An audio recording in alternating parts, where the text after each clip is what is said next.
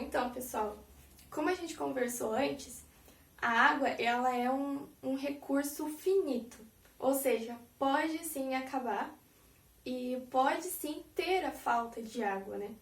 Então, para a gente ter uma ideia das consequências dessa falta de água, por exemplo, a gente pode falar sobre os períodos de seca ou estiagem, né? A gente pode chamar com esses dois nomes esses períodos. Esse período de seca e de estiagem, ele é importante falar sobre ele agora porque é um momento que a gente está vivendo atualmente, né? Nesse exato momento a gente está vivendo períodos muito maiores e com uma maior frequência, né, de seca. E esses períodos eles trazem problemas tanto econômicos como também ambientais, como também na qualidade de vida das pessoas, né? Vamos entender um pouquinho melhor, então, esse problema de seca, né, ou estiagem. Então, a gente tem como significado, né, o período de seca, a falta prolongada da chuva. Então, grandes períodos sem chuva, né? A gente pode notar isso também aqui na cidade de Joinville, né? Que durante os últimos anos, a nossa cidade é uma cidade com um elevado nível, né, de umidade no ar e também muito conhecido pela grande quantidade de chuvas, a grande frequência de chuvas, né? E se vocês já não notaram, né, ultimamente nos últimos anos a gente tem tendo cada vez menos chuvas, né, na nossa cidade, né? Então, tudo isso indica, né, também, é um reflexo desses períodos de seca cada vez mais frequentes e mais prolongados e que conforme mais a gente modifica o nosso planeta Terra, conforme mais tem esse desequilíbrio no ciclo da água que a gente acabou de ver também, acaba provocando essas situações, né? Então, a gente tem aqui algumas possíveis causas, né, dessas secas, né? Então, por exemplo, a gente tem aqui o desmatamento, né? O desmatamento das regiões das árvores e de terras, né? A gente tem também o sistema de armazenamento de água insuficiente. A gente tem a exploração incontrolada de reservas hídricas subterrâneas. A gente tem a má gestão do consumo de água, ou seja, o desperdício, né? Tanto pelas indústrias quanto pelos outros setores, né? Também doméstico. E o desornamento territorial, né? Que é onde você constrói num solo que às vezes não é apropriado para aquilo e isso acaba gerando essas pequenas consequências também, na verdade, grandes consequências. Então, a gente tem, né, como alguns reflexos desses períodos de seca, né? Por exemplo, aqui eu tenho algumas reportagens, né, que são aqui do nosso estado de Santa Catarina, que, por exemplo, né, reflexos da estiagem. A Lagoa da Chica, no sul da ilha, está quase seca. E sem previsão de chuva significativa por pelo menos 10 dias, a paisagem vem refletindo o momento de estiagem vivido por toda a região do sul do país. Essa Lagoa da Chica, ela não é uma lagoa usada para o consumo humano, né? Ela não é usada como a retirada, né, da sua água não é utilizada para o consumo.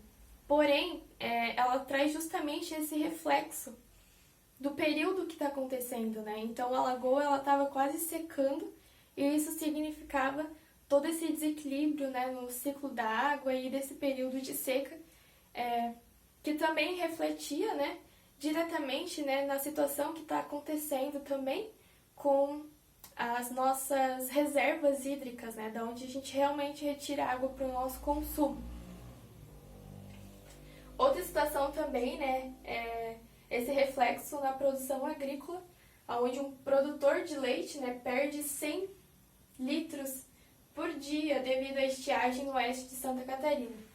Então a gente tem, né, que o estado ele está perdendo por cerca de 1.500 produtores ao ano devido à falta de rentabilidade no setor. Isso acontece, né, porque, por exemplo, o leite que é retirado das vacas, nesse período de seca, juntamente com o período, né, de calor também, faz com que os animais sintam ainda mais sede com a falta da água, né, pelo período da seca. Os produtores não conseguem, né, dar a água que é devida aos animais, né? Isso faz com que os animais estejam num estresse, né? E faz com que eles não produzam a mesma quantidade de leite que eles produziriam em uma condição normal, né? Com quantidade de água abundante, por exemplo. E isso tudo prejudica, né, o setor, né, da agricultura, tanto da agropecuária, né, tanto economicamente, mas também reflete nos outros setores, né, porque é onde a gente tira a nossa própria fonte de alimento, né. Aqui a gente tem também uma outra reportagem que foi feita nesses períodos de seca, né, que é a estiagem deixa cidades em nível crítico de abastecimento de água em Santa Catarina. O boletim hidrometeorológico mostra que o tempo seco com o predomínio do sol, na primeira quinzena do mês de abril, a situação de seca se intensificou.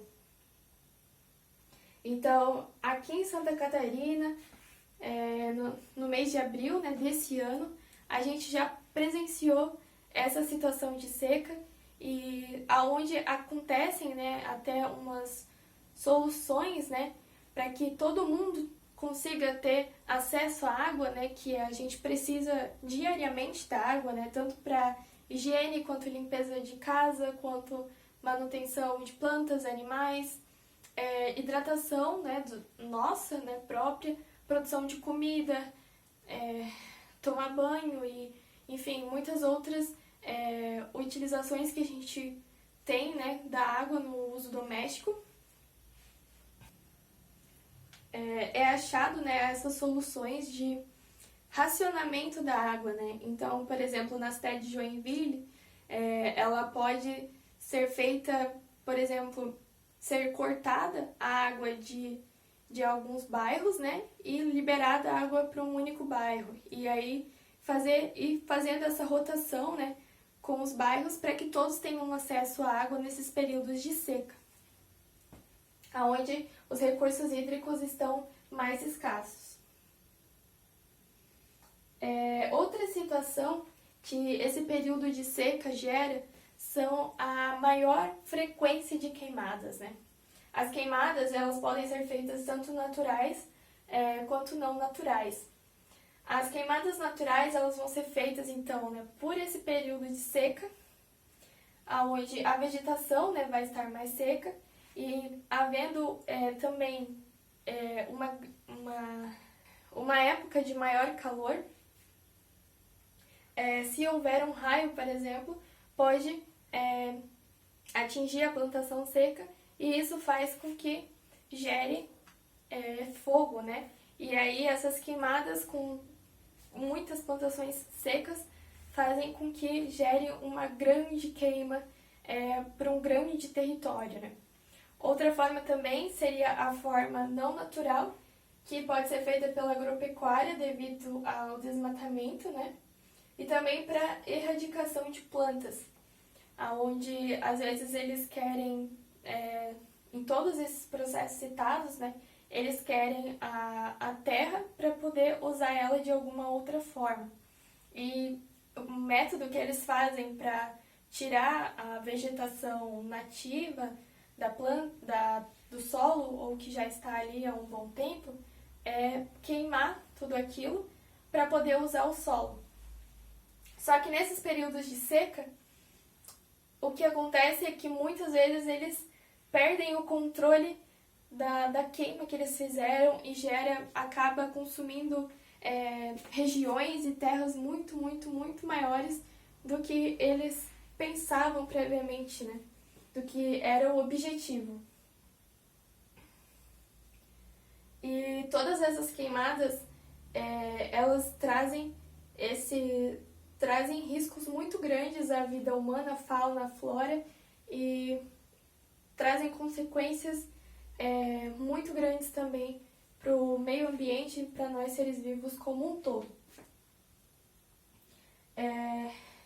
Nesse exato momento, né, no mês de setembro, que está sendo realizado o projeto, está acontecendo justamente uma queima nos Estados Unidos, nos estados da Califórnia, Oregon e Washington, onde está havendo fogo em toda essa região nos Estados Unidos. E isso pelo período da seca também, né, enfrentado em uma maior quantidade e também com uma maior frequência, né, por todo o mundo, devido a todo esse desequilíbrio que está acontecendo, né, devido a ações humanas. Gera esses períodos, gera essas queimadas e que saem do controle humano, né? E então esse período de seca ele faz com que se tenha esse fogo consiga então, né, se alastrar para uma área muito maior, e que é o que vem acontecendo, né, há muito tempo lá nos Estados Unidos. E isso traz algumas consequências, né, como a morte de pessoas, de animais, destruição de locais, né, de cidades, e traz também, né, outras consequências ambientais, né, pela poluição que é gerado na atmosfera também, né. Aqui, por exemplo, a gente tem uma foto da ponte Golden Gate, que é um dos locais turísticos, cartão visita da cidade de São Francisco. E ele, devido à queima, né, a quantidade de queima, a prolongação dessa queima que está acontecendo, a grande área que está sendo atingida, trouxe como reflexo, né, por exemplo, essa cena onde o céu totalmente de uma cor nada natural, né, e totalmente escuro e laranja por causa dessas queimas. Não indo muito longe também, nesse exato momento também, no mês de setembro, a gente está presenciando, né, no Amazonas e no Mato Grosso, a queimada também aqui no Brasil, e também por uma forma ilegal, né, provocada pelos seres humanos, né, provocando o desmatamento, e que também saiu das proporções que o pessoal que fez essas queimadas queria atingir, né? E devido aos períodos de secas enfrentados pelo nosso país, né, o fogo se alastra, acabando com regiões muito, muito grandes. E, por exemplo, aqui, né, traz uma consequência até histórica para o nosso país, né, para o Brasil, porque, por exemplo, né, a estiagem de mais de 120 dias, aliada ao desmatamento e à falta de fiscalização, agrava ainda mais a situação das queimadas e dos incêndios florestais na terra indígena, onde vivem cerca de 7.000 pessoas de 16 etnias diferentes. Então, essas queimadas aqui, né, essa foto é da região do Mato Grosso, e isso acaba gerando com que esses indígenas, né, que já tinham pouco espaço na nossa sociedade, acabam perdendo mais ainda suas terras por conta dessas... e suas vidas também, né, por conta desse desmatamento que é feito e gera as queimadas, e pelo período da seca alcança proporções muito, muito maiores. Aqui, por exemplo, nós temos um gráfico, né, que mostra no período de 1º de janeiro a 16 de setembro, onde em vermelho indica o ano de 2020 e cinza o ano de 2019, as áreas que os indígenas vêm perdendo devido a esse desmatamento e a essas queimas que têm se tornado muito maiores pela maior proporção também, né, dos períodos de seca. Bom, então agora que a gente viu, né, que o período de seca, a falta de água gera, né, também essa consequência nas queimadas, né, além de outras também, é claro, econômicas, né, como a gente pode evitar ou então se preparar para esses períodos, né, para essas épocas de seca. Então, uma das iniciativas seria o reuso da água, né? Então, por exemplo, reutilizar água da chuva, reutilizar água usada na máquina de lavar, também ter a redução do consumo, ou seja, o uso consciente, né, do consumo da água, né? A implementação de cisternas e também processos de dessalinização. O reuso da água e a redução do consumo, elas vão ser faladas mais para frente, né, nesse projeto. E agora vamos entender melhor, né, a implementação de cisternas e a dessalinização. Bom, então as cisternas, elas meio que servem como captação da água da chuva, então elas vão armazenar essa água. Basicamente, como pode ser construído uma cisterna, né? Primeiro, pode ser feito, né, demarcada a região, né, do solo e escavado, né, o local onde vai ser feito. Logo após, a gente vai ter, então, né, a construção com os tijolos, né, feitos de cimento, por exemplo, e levantada, então, essa construção, né.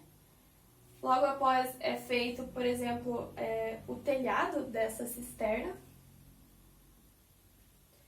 Depois, essa cisterna pode ser pintada, né, e ela vai ser, então, conectada às calhas de chuva presentes em casas, né.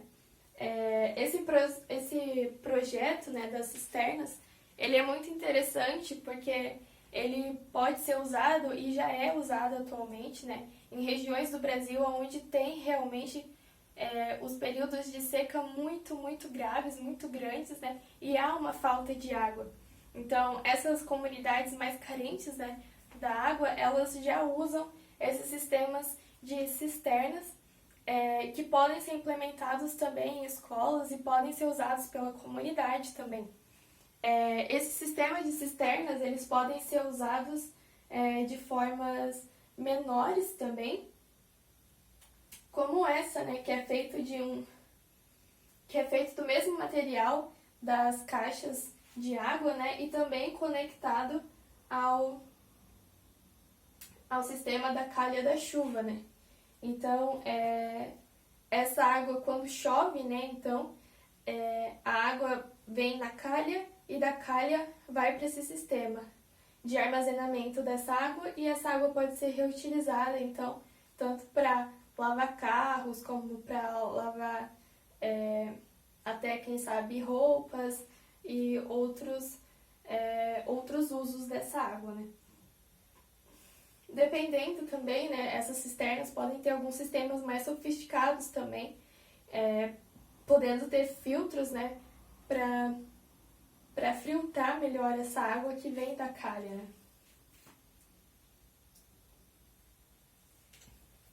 Outra forma também que a gente comentou foi a dessalinização.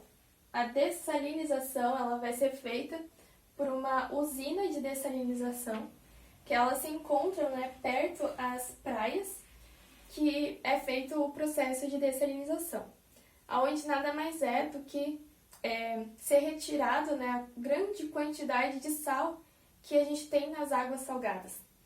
Então, esse é um método muito promissor, né, e é o método que a gente mais tem no caso de faltar água, né. A gente tem alguns países que realmente não tem consumo nenhum de água doce, porque natural, porque realmente não tem nessas regiões. E eles já usam esse sistema de usinas de dessalinização, onde eles têm todo o consumo deles vindo dessas usinas, da água dessas usinas. Infelizmente, esse processo ele ainda é um processo caro, então ainda tem que ter muito avanço tecnológico e dos materiais que é necessário, né, para essas usinas de dessalinização funcionarem aqui no Brasil, por exemplo, que poderia ajudar bastante, né, nesses longos períodos de seca que a gente vem enfrentando. Né? Então, como ocorre, né, nessas usinas de dessalinização? Primeiramente tem essa captação da água, né, do mar, a água salgada.